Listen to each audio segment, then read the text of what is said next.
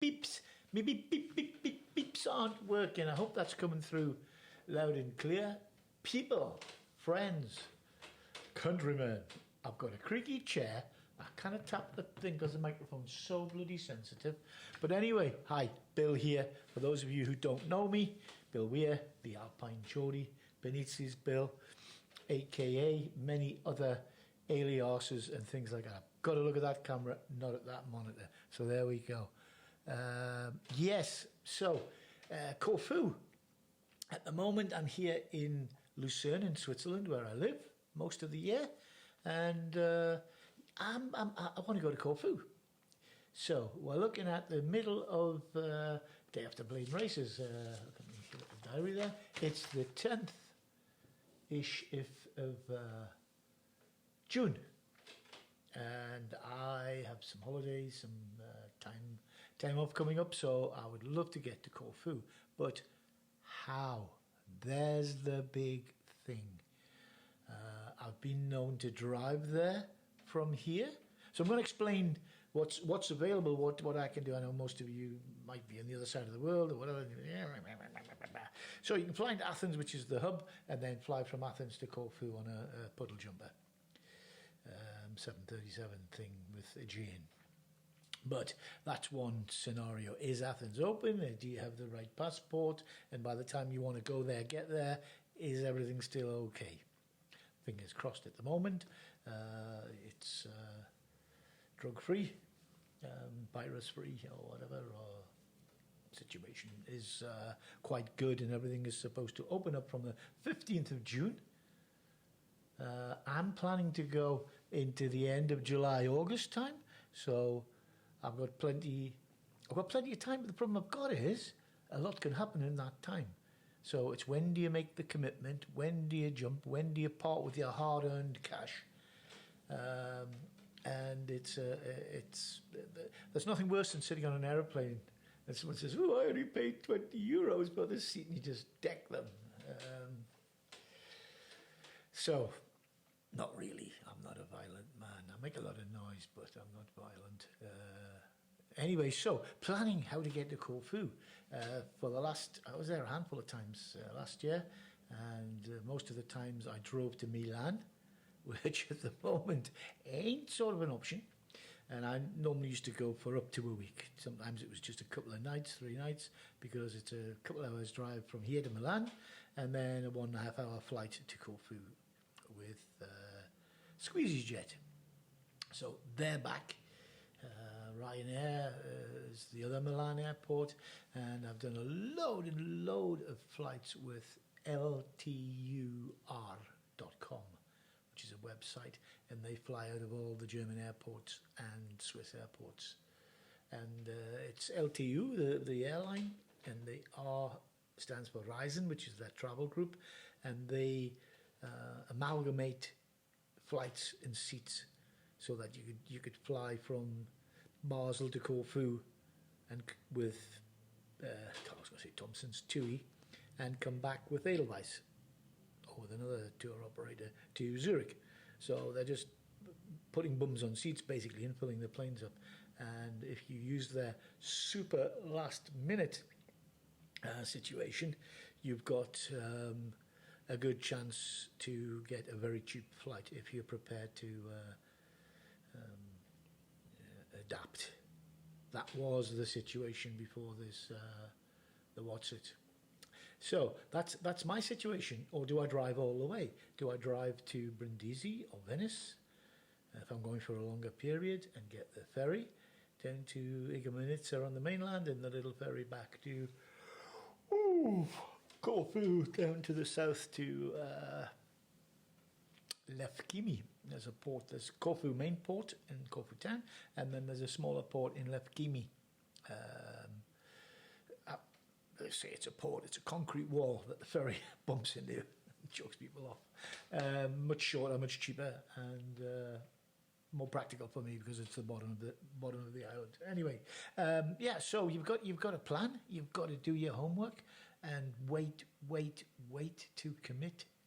If you've got family, if you've got kids, if you've got a place booked and you've got to be there for specific times, it makes it harder. but do your homework. Make sure your passport's okay. At the moment, I don't have a passport. My passport's in the hands of the embassy and DHL, probably, or the other people, whoever does the couriering. It's so nice that you've got to pay like €40 to get a passport sent from wherever to wherever, back in your little letterbox. Eesh. Anyway, that's another story. That's another little video. So yeah, so what you got to do, you got to prepare and make sure everything's there. Double speak to where you're going to stay. If you're not booking through a third party, make sure your Airbnb place is opened up. Not just the fact that they might be opening up. A lot of people are not sure what they've got to do. There's new rules out which are quite comprehensive, and a lot of people are just saying, meh, we're not going to do it. But there will be places open. And once you get there, what are the rules the Greek government's enforced into social distancing? Because they've been quite lucky on Corfu and haven't had a lot of cases. So it's important that you make sure all your little ducks are in a row before you commit. There we go. That's my advice. That's my plan. That's what I do. And I've just an hour. I'm off. Took some knickers and socks in me rucksack, my camera, my battery, my chargers, my phone. Me little plastic flexi friend. Handful of beer tokens and off. And my tune top, of course. So that's my advice. Just make sure that you have checked everything and you've double checked on the official sites. There's loads of sites on YouTube and groups, and they'll keep you up to date with what's open. If you want to know what's open and who's there and whatever, just check those sites, because they're right there. They're on the spot. But the problem is, before you can get on the spot, you've got to get through the little controls and the barriers, and make sure you're able to fly. And check what the testing are. If you have to bring proof of whatever, make sure you've got it with you. And I think be prepared for a little bit of chaos and pushing at the airports and shoving, and because I'm sure a lot of people won't know what they're doing. So just check, and double check. Or as the SAS say, check, test, check, test, check, test. Bit of good advice. So that's me. That's what I've had to say for the last eight and a bit minutes. If you want to send me a message and ask me what I think, what's going on.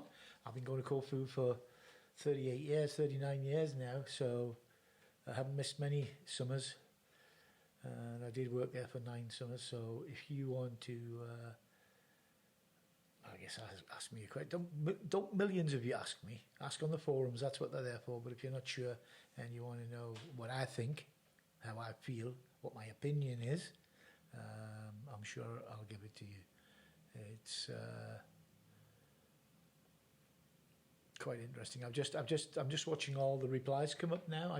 Somebody posted, can I drive from here to there, and what's closed, and I've got I don't know what they said. There's a Polish car with Hungarian number plates or whatever. Can I drive to Corfu? How? Ask, check, read the book.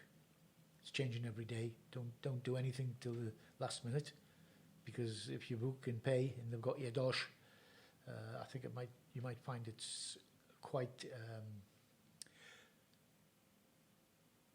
what's the word? Tricky to get back. I'm sure if you're legally obliged to get it back, you can get it back. But if you're fighting and doing whatever, my EasyJet I booked at the beginning of the year. Actually, I booked at the beginning of the year in January with EasyJet from Milan, when there wasn't anything happening. I started my channel in October, my pub online, and I thought, I'll need a holiday by. It was actually a Greek Easter, I'd booked for the Greek Easter, which, as we all know, didn't happen. And eventually EasyJet cancelled my booking. They cancelled the flight and cancelled the booking and said, do you want your money back or do you just want to leave it as a whatever? So I left it as a whatever. So it's still sitting there. So I might send them a little letter and say, oh, can I have my credit for this? I'm flying or whatever. Oh. We had a big storm here last night and a tree fell over outside a friend's house. And it's gone. They chopped it up. It almost came through our bedroom window. If she hadn't had the shutters down on the outside, she would have been laying in a pane of glass, broken glass. But anyway, so last minute, wait as long as you can. Watch the news, watch what's going on, read the blogs. There's 2 or 3 Corfu blogs in a few languages or whatever. And if you're going from there, it's be flexible. Wait till the last minute. I've been and used Airbnb for the last 9.5 years.